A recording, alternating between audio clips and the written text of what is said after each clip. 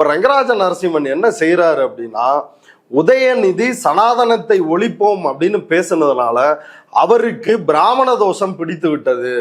இப்ப யோசிச்சு பாருங்களேன், சனாதனம் இந்து மதம்ன்றாங்க, சனாதனத்தை ஒழிப்போம் அப்படின்னு உதயநிதி பேசுறாரு. இப்ப சனாதனத்தை ஒழிப்போம் அப்படின்னா எந்த நாடாரும் ஏன்பா எங்க மதத்தை ஒழிக்கணும்னு சொல்ற, எந்த வன்னியரும் ஏன் எங்க மதத்தை ஒழிக்கணும்னு சொல்ற, எந்த தேவரோ கோணாரோ கவுண்டரோ இன்னப்பிற சாதிகளோ பட்டியல் சமூகத்தவர்களோ யாருமே ஏன் எங்க மதத்தை ஒழிக்கணும்னு கேட்கல. நாடார் தோஷமோ கோணார் தோஷமோ வன்னியர் தோஷமோ கூட வரல. இங்க தோசை எதுன்னா பிராமண தோஷம்.